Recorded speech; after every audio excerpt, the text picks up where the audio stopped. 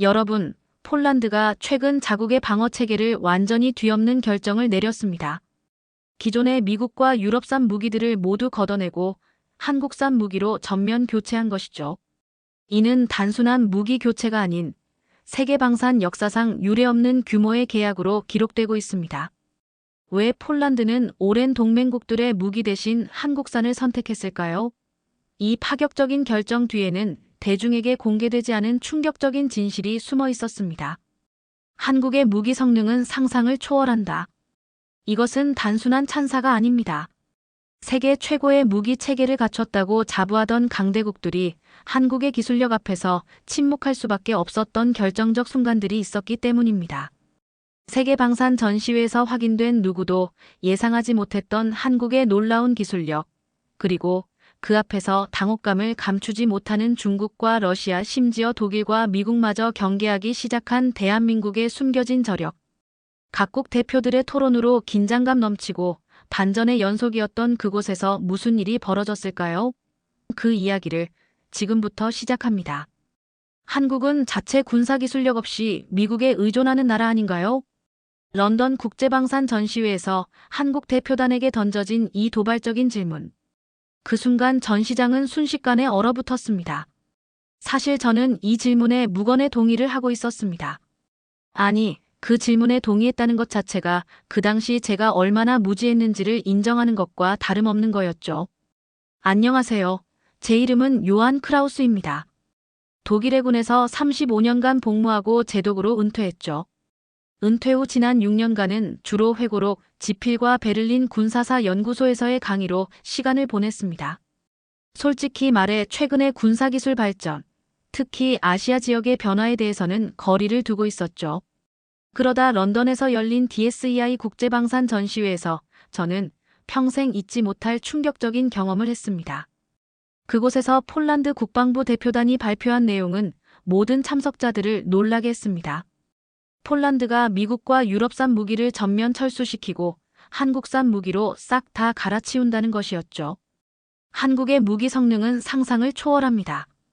더 이상 기다릴 시간이 없습니다. 폴란드 관계자의 이 말에 전 시장은 다시 한번 술렁였습니다. 무기 수입 역사상 한국과의 계약 규모는 역대 최고의 기록으로 그들은 GDP 대비 국방비를 나토가 권장하는 2%의 2배인 4%까지 늘리기로 했다고 합니다. 유럽 최초의 시도였죠. 저 역시 오랜 군 경험에도 불구하고 이런 변화를 예상하지 못했습니다.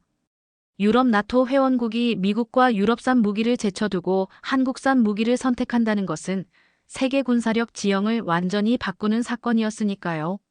런던 엑셀 전시장의 모습은 그야말로 압도적이었습니다. 축구장 10개를 이어놓은 듯한 거대한 공간에 세계 각국의 첨단 무기 시스템이 전시되어 있었죠. 미국관에는 F-35 전투기 모형과 패트리엇 미사일이, 러시아관은 S-400 미사일이 위용을 드러냈습니다.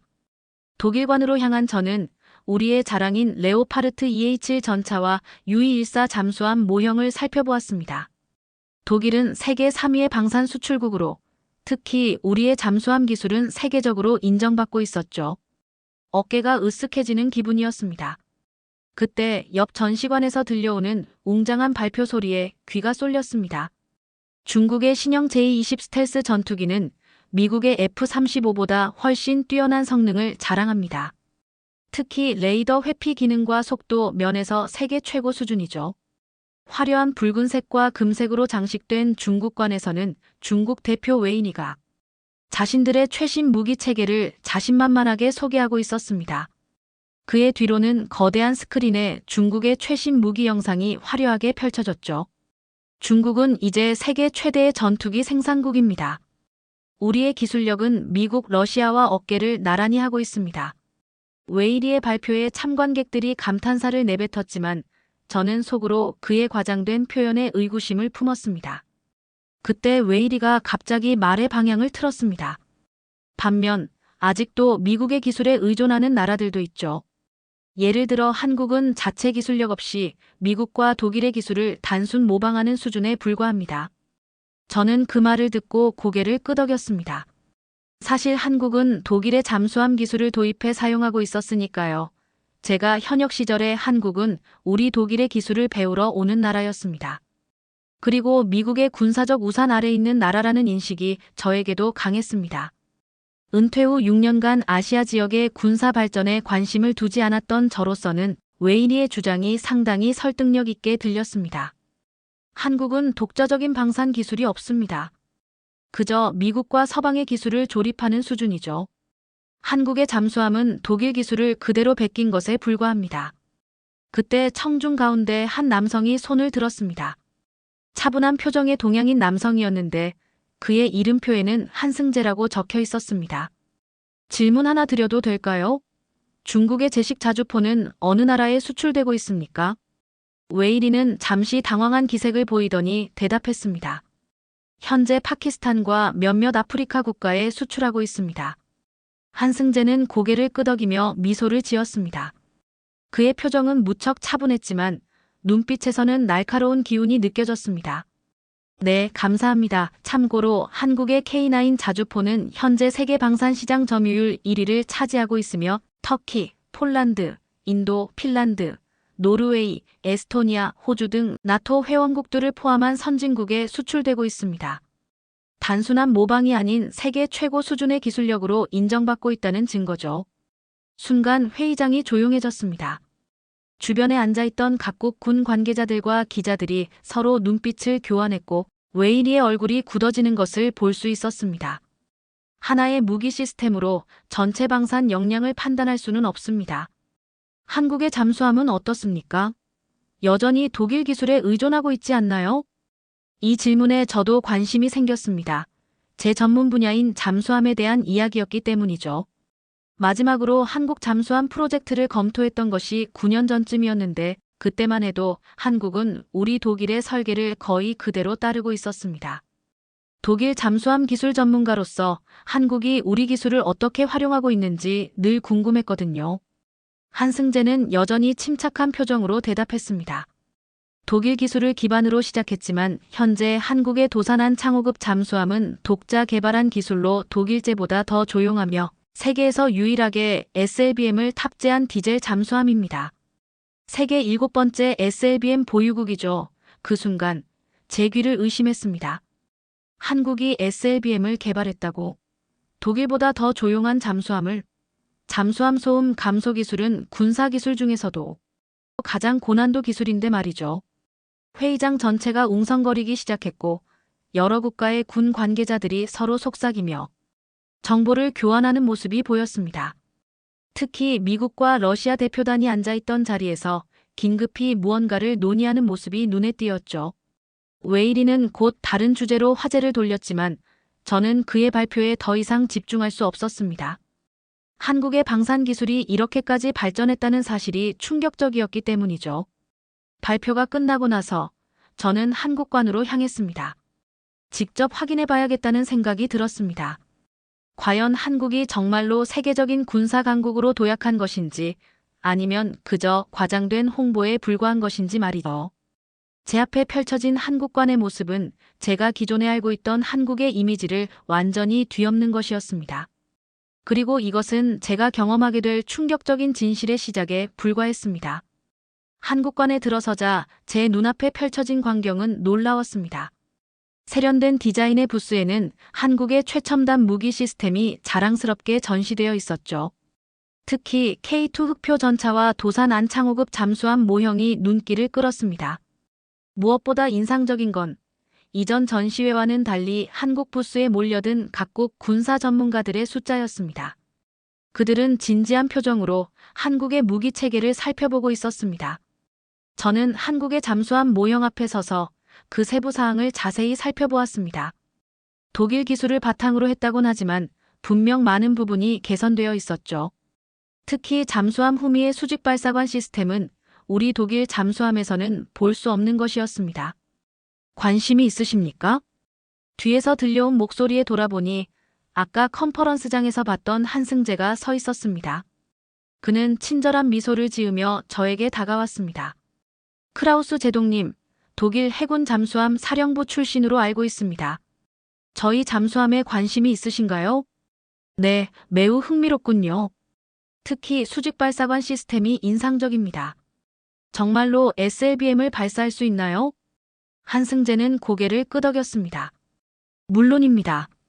작년에 실제 수중 발사 시험에 성공했습니다. 세계에서 7번째로 SLBM 기술을 확보한 나라가 되었죠. 그때 우리 뒤에서 냉소적인 웃음소리가 들렸습니다. 돌아보니 웨이리가 몇몇 중국 대표단과 함께 서 있었습니다. 재미있는 이야기군요. 하지만 한국의 그 소위 SLBM은 사실상 지상발사 미사일을 약간 개조한 것에 불과하지 않습니까? 중국의 JL2 미사일처럼 진정한 SLBM과는 비교할 수 없죠. 한승재의 표정이 살짝 굳어졌지만 그는 여전히 차분한 목소리를 유지했습니다. 웨이 선생님, 기술의 기원보다 중요한 것은 실전 능력입니다. 한국의 SLBM은 이미 실전 배치가 완료되어 작전 능력을 갖추고 있습니다. 그리고 저희 잠수함은 디젤 추진 잠수함으로는 세계 최초로 SLBM을 탑재했다는 점을 강조하고 싶습니다. 웨이리가 비웃듯 말했습니다. 디젤 잠수함이라. 중국은 이미 핵 추진 잠수함을 여러 척 운용하고 있습니다. 시대에 뒤처진 기술이죠. 한승재는 여전히 침착함을 유지하며 대답했습니다. 핵 추진 잠수함이 우수한 점도 있지만 디젤 잠수함은 소음이 적어 탐지가 어렵다는 장점이 있습니다. 특히 저희 도산 안창호급은 공기부료 추진 시스템을 탑재해 2주 이상 잠항할 수 있죠. 무엇보다 소음 수준이 세계 최저 수준입니다. 웨이리는 한승재의 말을 무시하고 저를 향해 말했습니다. 크라우스 박사님, 전문가로서 어떻게 생각하십니까? 한국이 독일보다 더 조용한 잠수함을 만들었다는 주장이 사실일까요? 모든 눈이 저를 향했습니다. 솔직히 말해 저도 확신할 수 없었습니다. 하지만 한승재의 자신감 있는 태도는 단순한 허풍으로 보이지 않았습니다. 직접 확인해보지 않고는 판단하기 어렵습니다. 하지만 한국이 최근 방산 기술에서 놀라운 발전을 이루고 있다는 것은 분명해 보입니다. 웨이리는 못마땅한 표정을 지으며 말을 이었습니다. 한국은 전투기도 자체 개발하지 못해 미국의 F-35를 들여오지 않습니까? 중국의 J-20은 완전히 자체 기술로 개발된 전투기입니다. 이번에는 한승재의 표정이 약간 변했습니다. 그는 잠시 침묵했다가 단호한 목소리로 말했습니다. F-35는 세계 최고의 스텔스 전투기로 한국은 전략적 선택을 한 것입니다. 동시에 한국은 자체 개발한 KF-21 전투기 프로그램도 성공적으로 진행 중이며 FA-50 경공격기는 이미 전 세계에 수출되고 있습니다. 특히 FA-50은 가격 대비 성능이 뛰어나 필리핀, 인도네시아, 태국, 이라크 등 여러 나라에서 도입했죠.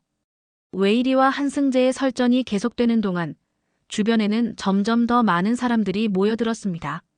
러시아 대표단으로 보이는 사람들과 미국, 영국 관계자들도 관심을 보이며 이 논쟁을 지켜보고 있었죠. 저는 이 모든 상황을 흥미롭게 관찰했습니다. 분명한 것은 한국이 더 이상 단순히 기술을 모방하는 나라가 아니라는 점이었습니다. 그들은 독자적인 무기 체계를 개발하고 세계 시장에서 성공적으로 경쟁하고 있었습니다. 특히 K9 자주포와 같은 무기 시스템은 이미 세계 최고 수준으로 인정받고 있었죠. 한승재가 자신의 태블릿을 꺼내더니 저에게 보여주었습니다. 크라우스 박사님, 이것은 저희 방산 수출 현황입니다. 2020년부터 한국은 세계 8위 방산 수출국에서 4위로 급상승했습니다. 특히 작년에는 폴란드와의 대규모 계약으로 K2 전차, K9 자주포, FA-50 경공격기 등 총 150억 달러 규모의 수출을 달성했죠. 제 눈앞에 펼쳐진 데이터는 충격적이었습니다.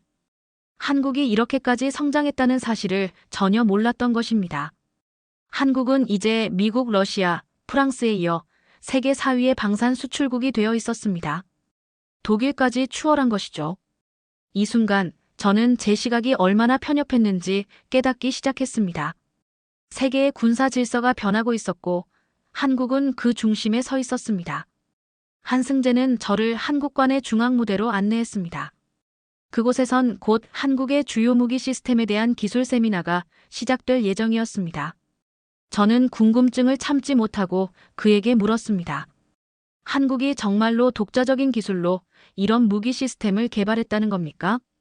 특히 SLBM 같은 고도의 기술은 핵보유국들만 가능하다고 알고 있었는데요. 한승재는 눈을 반짝이며 대답했습니다. 크라우스 박사님, 한국이 얼마나 빨리 발전해 왔는지 아십니까? 우리는 1950년 한국 전쟁으로 폐허가 된 나라였습니다. 그때는 총 한 자루 제대로 만들지 못했죠. 하지만 지금은 세계 4위 방산 강국이 되었습니다. 이것이 한국인의 저력입니다. 그의 말에는 자부심이 넘쳤고 저는 그 열정에 감탄했습니다. 세미나가 시작되고 한국 방산기업의 연구원들이 각 무기 시스템의 기술적 특징을 설명하기 시작했습니다. 첫 번째 발표는 K9 자주포에 관한 것이었습니다. 연구원은 상세한 성능 데이터를 보여주며 설명했습니다. K9 자주포는 52구 경장 155mm 주포를 장착하고 있으며 최대 발사 속도는 분당 6에서 8발, 최대 사거리는 40km 이상입니다. 특히 주행 안정성과 정확도 면에서 우수한 성능을 자랑합니다. 그 다음은 FA50 경공격기에 대한 발표였습니다. FA50은 마하 1.5의 속도를 가진 경공격기로 가격 대비 성능이 뛰어나 전 세계적으로 수요가 높습니다. 특히 가격이 F-35의 약 3분의 1 수준이면서도 우수한 작전 수행 능력을 갖추고 있습니다. 발표 내용이 진행될수록 저는 점점 더 놀라움을 감출 수 없었습니다. 한국의 무기 시스템들은 단순한 모방이 아닌 독자적인 기술력과 혁신이 담겨 있었기 때문입니다. 그때 세미나장 뒤쪽에서 웨이니의 목소리가 들렸습니다. 그런데 한국의 방산 기술이 정말 독자적으로 개발된 것인지 의문입니다. 초기에는 미국의 기술 이전 없이 가능했을까요? 한국연구원은 미소를 지으며 대답했습니다. 좋은 질문입니다. 초기에는 미국과 같은 선진국의 기술 협력이 있었던 것은 사실입니다. 하지만 현재 한국의 방산 기술은 70% 이상 국산화되어 있으며 일부 분야에서는 세계를 선도하고 있습니다. 예를 들어 K2 전차의 능동 방어 시스템이나 K9 자주포의 자동화 시스템은 한국이 독자적으로 개발한 기술입니다. 이어서 가장 충격적인 발표가 시작되었습니다. 도산 안창호급 잠수함에 관한 것이었죠. 저희 도산 안창호급 잠수함은 3,600톤급 디젤 잠수함으로 공기부료 추진 시스템을 탑재해 장시간 잠항이 가능합니다. 특히 주목할 점은 소음 감소 기술입니다. 그리고 연구원은 화면에 도산 안창호급 잠수함의 특징과 성능을 보여주는 슬라이드를 띄웠습니다. 제 심장이 빠르게 뛰기 시작했습니다. 한국이 이런 첨단 기술을 자체적으로 개발했다고. 저는 화면의 데이터를 의심스러운 눈으로 살펴보았지만 내용은 상당히 설득력이 있어 보였습니다. 또한 저희 잠수함은 SLBM 발사 능력을 갖춘 디젤 잠수함입니다. 현재 계획 중인 후속 잠수함에는 더 많은 수직 발사관이 장착될 예정입니다. 이 말을 들은 러시아 대표단 중 한 명이 일어나 질문했습니다. 그는 미하일 로마노프라는 러시아 군사 전문가였습니다. 회색 머리카락에 날카로운 눈매를 가진 그는 국제방산계에서 꽤 유명한 인물이었죠. SLBM 발사에 성공했다는 것은 알고 있습니다. 하지만 사거리와 정확도는 어떻습니까? 실전에서 사용 가능한 수준인가요? 연구원은 잠시 침묵했다가 조심스럽게 대답했습니다. 정확한 사양은 군사 기밀이라 공개할 수 없습니다. 다만 실전 배치가 가능한 수준의 성능을 갖추고 있으며 지속적인 개발을 통해 사거리와 정확도를 향상시키고 있습니다. 이 말에 회의장 전체가 술렁였습니다. 미하일은 놀란 표정으로 동료들과 속삭였고 웨이니의 얼굴은 창백해졌습니다. 저도 충격을 받았습니다. 한국이 이런 수준의 미사일 기술을 보유하고 있다니 믿기 어려웠습니다. 2000km 사거리라면 일본, 중국 동부, 러시아 극동 지역까지 타격할 수 있는 거리였습니다. 웨이리는 점점 더 초조해 보였습니다. 그의 이마에는 땀방울이 맺혔고 목소리에는 긴장감이 묻어났습니다. 한국은 왜 아직도 F-35를 미국에서 수입합니까? 자체 개발 능력이 있다면 스텔스 전투기도 만들어야 하지 않습니까? 이번에는 한승재가 직접 나서서 자신의 태블릿을 큰 화면에 연결했습니다. 화면에는 KF-21 보람의 전투기의 이미지가 떠올랐습니다. 날렵한 디자인의 전투기는 상당히 인상적이었습니다. 4.5세대 전투기로 2022년 첫 시험 비행에 성공했고 2026년부터 실전 배치될 예정입니다. 물론 완전한 스텔스 성능을 갖추진 못했지만 그것은 전략적 선택입니다. 한국은 F-35로 최첨단 스텔스 능력을 확보하면서 동시에 KF-21을 통해 자체 전투기 개발 능력을 발전시키고 있습니다. 한승재가 마지막 슬라이드를 보여주었습니다. 그것은 한국의 방산 수출 실적과 미래 전망이었습니다. 그래프는 가파르게 상승하는 곡선을 그리고 있었고 수치는 놀라울 정도로 높았습니다. 그리고 이것이 가장 중요한 지표입니다. 한국의 방산 수출은 최근 크게 증가했으며 170억 달러 이상의 수출을 달성했습니다. 이로 인해 한국은 세계 주요 방산 수출국으로 부상했으며 앞으로도 꾸준히 성장할 전망입니다. 세미나가 끝나고 참석자들이 자리에서 일어났을 때 저는 여전히 충격에서 벗어나지 못하고 있었습니다. 제 머릿속은 혼란스러웠습니다. 해군 제독으로서의 전문적 판단에 비추어 볼 때 한국의 군사기술 발전은 상상 이상이었습니다. 그동안 우리 독일 전문가들이 한국을 얼마나 과소평가해왔는지 깨달았기 때문입니다. 한국은 이미 세계적인 군사 강국이었고 저희는 그 사실을 인정하지 않았던 것입니다. 전시장을 나오면서 우연히 미하일 로마노프와 마주쳤습니다. 그는 러시아어로 동료에게 말하고 있었는데 제가 러시아어를 조금 알아들을 수 있었습니다. 한국이 이 정도일 줄은 몰랐어. 우리도 주의해야 할 것 같아. 특히 그들의 잠수함 기술은 정말 놀라워. 미하일은 저와 눈이 마주치자 잠시 멈칫했지만 곧 고개를 끄덕이며 인사했습니다. 그의 표정에서 한국에 대한 새로운 존중심이 읽혔습니다. 저는 다시 한국관으로 향했습니다. 이번에는 보다 구체적인 질문들이 제 머릿속을 가득 채웠습니다. 한국의 군사기술이 어떻게 이렇게 빠르게 발전할 수 있었는지, 그리고 앞으로 어떤 방향으로 나아갈 것인지 더 알고 싶었습니다. 한국관에 도착하자 한승재가 저를 반갑게 맞이했습니다. 그의 얼굴에는 승리의 미소가 서려 있었고 전시회장 곳곳에서는 각국 방산 관계자들이 한국의 무기 시스템을 자세히 살펴보고 있었습니다. 해군에서 35년 동안 복무하며 수많은 전투 시스템을 접해본 저에게도 오늘은 완전히 새로운 세계가 열린 날이었습니다. 세계 군사 질서의 지각 변동을 목격한 역사적인 순간이었죠. 세미나가 끝난 후 한승재는 저를 한국관 한쪽에 마련된 VIP 라운지로 안내했습니다. 그곳에는 각국의 군사 전문가들이 모여 대화를 나누고 있었습니다. 라운지 중앙에 서 있던 한 미국인이 저희를 발견하고 다가왔습니다. 그는 저에게 손을 내밀며 자신을 소개했습니다. 안녕하세요, 로버트 하워드입니다. 미국 국방 컨설턴트로 일하고 있죠. 로버트 하워드는 국제방위산업 분야에 영향력 있는 인물이었습니다. 그는 미소를 지으며 말했습니다. 크라우스 박사님, 한국의 기술력에 대해 어떻게 생각하시나요? 저는 솔직하게 답했습니다. 솔직히 말해 충격적입니다. 한국이 이렇게까지 발전했다는 사실을 미처 몰랐습니다. 특히 잠수함 기술이 인상적입니다. 로버트는 고개를 끄덕였습니다. 많은 서방 국가들이 한국을 과소평가하고 있죠. 한국은 단순한 무기 생산국이 아닙니다. 그들은 전략적 외교의 대가이기도 합니다. 그의 말에 의아함을 느껴 물었습니다. 그의 말에 의아함을 느꼈습니다. 전략적 외교라니요? 무슨 뜻입니까? 로버트는 주변을 한번 둘러본 후 목소리를 낮추어 말했습니다. 한국이 최근 폴란드와 체결한 계약을 보셨나요? K2 전차, K9 자주포, FA-50 경공격기. 대규모 계약이었죠. 하지만 이것은 단순한 무기 거래가 아닙니다. 한승재가 대화에 끼어들었습니다.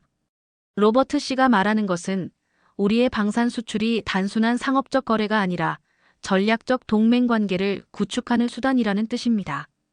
폴란드와의 계약은 유럽 안보 협력의 일환이기도 합니다. 로버트가 덧붙였습니다. 그리고 한국은 동남아시아에서도 비슷한 전략을 구사하고 있죠. 필리핀, 인도네시아 등 여러 나라들이 한국의 방산 기술에 관심을 보이고 있습니다. 이 대화를 듣고 있던 미하일 로마노프가 다가와 대화에 참여했습니다. 흥미로운 대화군요. 제가 끼어들어도 될까요? 미하일은 와인 한 잔을 들고 있었고 그의 얼굴은 약간 상기되어 있었습니다. 러시아 입장에서 보면 한국은 이제 단순한 지역 강국이 아닌 글로벌 플레이어로 봐야 합니다. 특히 최근 한국 무기의 국제적 인기는 주목할 만합니다. 저는 미하일에게 직접적인 질문을 던졌습니다. 러시아 입장에서 한국의 군사력을 어떻게 평가하십니까? 미하일은 잠시 생각하더니 조심스럽게 대답했습니다. 솔직히 말해, 한국이 이 정도까지 성장할 줄은 몰랐습니다. 우리는 한국을 미국의 동맹국 정도로만 평가했죠.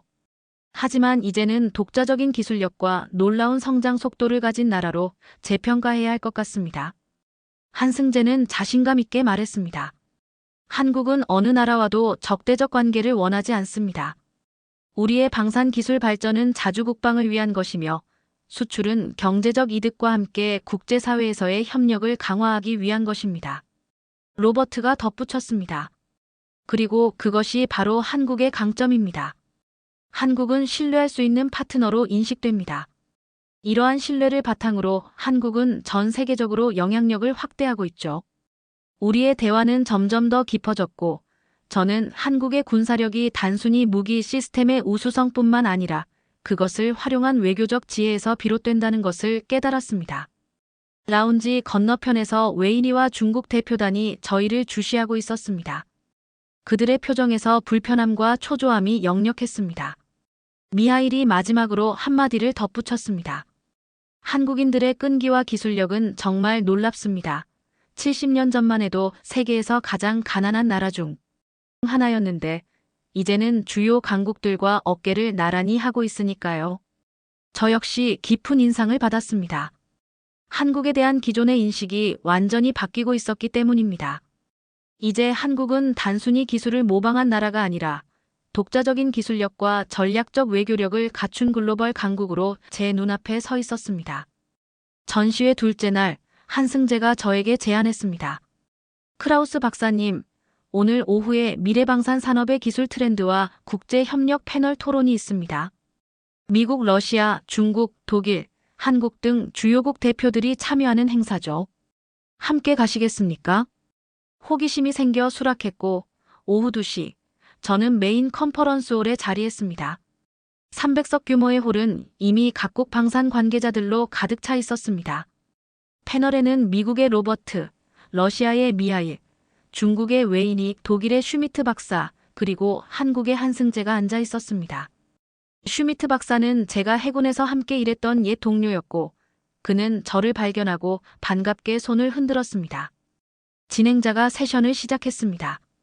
오늘은 미래방산 기술 트렌드와 국제협력이라는 주제로 토론하겠습니다. 각국 대표들의 의견을 들어보겠습니다. 토론은 인공지능, 사이버 안보, 무인 시스템 등 미래 전장에서 중요해질 기술에 대한 일반적인 논의로 시작되었습니다. 각국 대표들은 자국의 산업 정책과 국제 협력 가능성에 대해 이야기했습니다. 한승재의 차례가 되었을 때 그는 조용하지만 자신감 있는 목소리로 말했습니다. 한국은 국방과학기술의 자립도를 높이는 동시에 국제 협력도 중시하고 있습니다. 특히 무인체계, 네트워크 중심전, 우주 역량 강화 등의 분야에 집중적으로 투자하고 있으며 이미 상당한 성과를 거두고 있습니다. 그는 한국이 추진 중인 방위산업 혁신 방향에 대해 간략히 설명했습니다. 특히 4차 산업혁명 기술을 국방 분야에 접목하려는 노력과 민간 기술의 국방 전환을 위한 제도적 지원에 대해 이야기했습니다. 무엇보다 한국의 강점은 반도체, 배터리, 조선 등 세계적 수준의 민간 산업 기반을 국방 분야로 확장할 수 있다는 점입니다. 이러한 시너지를 통해 한국은 미래방산 분야에서도 혁신을 이끌어 나갈 것입니다. 한승재의 발언이 끝나자 웨이리가 갑자기 손을 들었습니다. 그의 얼굴에는 미소가 있었지만 눈빛은 날카로웠습니다. 질문이 있습니다. 한국은 이런 첨단 기술을 모두 자체 개발한다고 주장하지만 결국 미국의 기술에 의존하는 것 아닙니까? 또한 한국은 핵 억제력이 없어 결국 안보는 미국에 의존할 수밖에 없지 않나요? 회의장이 순간 조용해졌습니다. 이것은 단순한 기술 토론을 넘어선 정치적이고 도발적인 질문이었습니다. 모든 시선이 한승재에게 집중되었습니다. 한승재는 잠시 생각하더니 침착하게 대답했습니다. 좋은 질문입니다. 한국의 국방과학기술은 과거 미국을 비롯한 선진국의 지원에 힘입은 것이 사실입니다. 그러나 지금은 자체 기술력을 크게 향상시켰습니다. 국방과학기술 자립도는 꾸준히 증가하여 현재 80% 수준에 이르렀죠. 그는 잠시 주변을 둘러본 후 계속 말했습니다. 동맹은 의존이 아니라 협력입니다. 한국은 미국과의 동맹을 중요시하지만 동시에 독자적인 방위 역량 강화에도 힘쓰고 있습니다. 미국, 유럽, 호주 등 여러 국가들과 기술 협력을 추진하는 것도 이러한 맥락에서입니다. 그리고 마지막으로 덧붙였습니다. 핵 억제력 문제에 대해서는 한국은 NPT 회원국으로서 핵무기 개발을 추구하지 않습니다. 이는 국제사회에 대한 약속이자 평화를 향한 우리의 의지입니다. 다만 한국은 세계 6위의 원자력 강국으로서 25기 원자로를 운영하고 있으며 우수한 과학기술 인프라를 갖추고 있습니다. 국가 안보는 핵무기만으로 결정되는 것이 아니라 종합적인 국력과 외교적 역량에 의해 좌우된다고 생각합니다. 한승재의 대답은 단호했지만 공격적이지 않았습니다. 웨이리의 도발적인 질문에 감정적으로 대응하지 않고 사실과 논리에 기반한 답변으로 자국의 입장을 설명한 것입니다. 로버트가 대화에 끼어들었습니다. 실제로 한국의 기술 발전 속도는 놀랍습니다. 특히 드론과 로봇 분야에서의 혁신은 미국 내에서도 주목받고 있죠. 한국이 글로벌 방산 시장에서 자리매김하는 것은 단순히 미국의 지원 때문이 아니라 한국 자체의 기술력과 혁신 역량 덕분입니다. 미하일도 의견을 보탰습니다. 러시아인이지만 한국의 발전을 꽤나 높이 평가하고 있습니다. 특히 한국의 방산 수출이 급증하는 것은 그들의 기술력과 가격 경쟁력을 세계가 인정한다는 증거죠. 웨이리는 불편한 표정을 감추지 못했습니다. 그의 도발적인 질문이 오히려 한국의 위상을 높이는 기회가 된 것 같았습니다. 패널 토론이 끝난 후 저는 로비에서 독일 동료들과 대화를 나누었습니다. 한국의 기술력이 이 정도일 줄 몰랐어. 해군에서 함께 일했던 동료인 밀러가 말했습니다. 그들이 이제는 단순히 기술을 도입하는 나라가 아니라 우리와 동등한 파트너로 협력할 수 있겠군. 저는 고개를 끄덕였습니다. 이제 한국은 단순한 기술 모방국이 아니라 혁신을 주도하는 나라로 제 눈앞에 서 있었습니다. 세계의 군사 지형이 변하고 있었고 한국은 그 중심에서 새로운 역할을 맡고 있었습니다. 전시회 마지막 날, 저는 호텔 로비에서 우연히 미하일을 만났습니다. 그는 출국 준비를 하고 있었고 저도 곧 독일로 돌아갈 예정이었습니다. 크라우스 박사, 이번 전시회는 어떠셨습니까? 미하일이 물었습니다. 솔직히 말해서 많은 것을 배웠습니다. 특히 한국에 대해서요. 그는 의미심장한 미소를 지었습니다. 저도 마찬가지입니다. 세계가 변하고 있어요. 더 이상 몇몇 강대국들만의 게임이 아니죠. 우리는 호텔 카페로 자리를 옮겨 커피를 마시며 대화를 이어갔습니다. 미하일은 평소보다 솔직한 이야기를 들려주었습니다. 러시아 내부에서도 한국의 부상에 대한 평가가 진행 중입니다. 10년 전만 해도 우리는 한국을 단순히 미국의 동맹국 정도로만 생각했죠. 하지만 이제는 독자적인 군사 강국으로 인정할 수밖에 없습니다. 저는 그의 말에 깊이 공감했습니다. 독일도 비슷한 인식 변화가 필요했기 때문입니다. 저희도 한국을 과소평가했던 것 같습니다. 그들이 독일의 기술을 단순히 도입하는 수준을 넘어 이제는 우리보다 앞서가는 분야도 있다는 사실을 인정해야 할 것 같군요. 대화 중에 한승재가 카페에 들어왔습니다. 그는 우리를 발견하고 다가왔습니다. 두 분 여기 계셨군요. 이제 곧 떠나십니까? 미하일이 대답했습니다. 네, 모스크바로 돌아가야 합니다. 이번 전시회는 정말 인상적이었어요. 한승재는 미소를 지으며 자리에 앉았습니다. 저는 솔직하게 제 생각을 말했습니다. 한승재 씨, 솔직히 말하자면 저는 한국의 군사력을 완전히 다시 평가해야 할 것 같습니다. 35년간의 해군 경력을 통해 본 많은 군사 시스템 중에서도 특히 잠수함과 같은 첨단 분야에서 한국이 이룬 성과는 정말 놀랍습니다. 한승재의 얼굴에 진심 어린 감사의 표정이 드러났습니다. 그 말씀 정말 감사합니다. 사실 한국은 오랫동안 강대국들 사이에서 생존하기 위해 노력해왔습니다. 그 과정에서 우리는 스스로를 지키는 법을 배웠고 이제는 세계 평화와 안보에 기여할 수 있는 나라가 되었죠. 미하일이 한승재에게 물었습니다. 한국은 앞으로 어떤 방향으로 나아갈 계획입니까? 기술 강국으로서의 위상을 더 높이려 하나요? 아니면 외교적 영향력 확대에 더 집중하실 건가요? 한승재는 잠시 생각하더니 대답했습니다. 둘 다라고 생각합니다.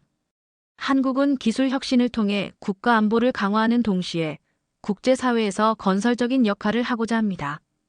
우리는 과거 전쟁의 폐허에서 일어나 경제 강국이 되었고, 이제는 안보 분야에서도 의미 있는 기여를 하고 있습니다. 그의 말에는 자부심과 함께 책임감이 느껴졌습니다. 한국은 이제 단순한 보호국이 아니라 세계 질서의 한 축을 담당하는 국가로 성장한 것입니다. 우리의 대화는 계속되었고, 저는 점점 더 한국에 대한 관심이 깊어졌습니다. 이 나라의 성장 스토리는 정말 놀라웠습니다. 70년 전 전쟁의 폐허에서 시작해 이제는 세계 10위권의 경제 대국이자 첨단 방산 기술을 보유한 군사 강국으로 우뚝 선 것입니다. 한국이 이렇게 빠르게 성장할 수 있었던 비결은 무엇입니까? 그는 잠시 생각하더니 진지한 표정으로 대답했습니다. 아마도 위기를 기회로 바꾸는 능력이 아닐까 합니다. 한국은 항상 외부의 위협에 직면해 왔습니다. 그 과정에서 우리는 스스로를 강하게 만들었고 독자적인 길을 개척했죠. 어려움 속에서도 포기하지 않는 끈기. 그것이 한국인의 정신입니다. 그의 말이 깊이 와닿았습니다. 독일도 과거 전쟁의 폐허에서 일어나 새로운 나라를 건설한 경험이 있었기 때문입니다. 전시회를 마치고 독일로 돌아가는 비행기 안에서 저는 이번 경험을 정리하는 보고서를 작성했습니다. 제목은 새로운 군사 강국의 부상 한국의 방산 기술과 전략적 의미였습니다. 런던에서의 일주일은 저에게 큰 변화를 가져왔습니다. 저는 이제 세계를 다른 눈으로 보기 시작했습니다. 더 이상 몇몇 전통적인 강대국들만의 세계가 아니었습니다. 한국과 같은 신흥 강국들이 세계 질서의 새로운 축으로 자리 잡고 있었고, 군사적 균형은 점점 더 복잡해지고 있었습니다. 그리고 그 변화의 중심에 한때는 작고 가난했던 나라였지만 이제는 세계가 주목하는 강국으로 성장한 대한민국이 있었습니다. 여러분, 오늘의 이야기 어떠셨나요? 한국 전쟁의 폐허 속에서 우리 대한민국은 총 한 자루 제대로 만들지 못하는 나라였습니다. 하지만 오늘날 우리는 세계 4위의 방산 수출국으로 우뚝 섰고 첨단 기술력으로 세계 강대국들의 주목을 받는 나라가 되었습니다. 주변 강대국들의 위협 속에서도 굴하지 않고 오히려 더 강해지기 위해 노력해온 우리 민족의 저력이 오늘의 대한민국을 만든 것입니다. 여러분들은 앞으로 우리나라가 세계 무대에서 어떤 역할을 해야 한다고 보시나요? 소중한 의견을 댓글로 함께 나눠주세요. 구독과 좋아요, 알림 설정으로 더 다양하고 흥미로운 이야기들이 많이 제보되고 제작될 수 있도록 응원해주세요. 시청해주셔서 감사합니다.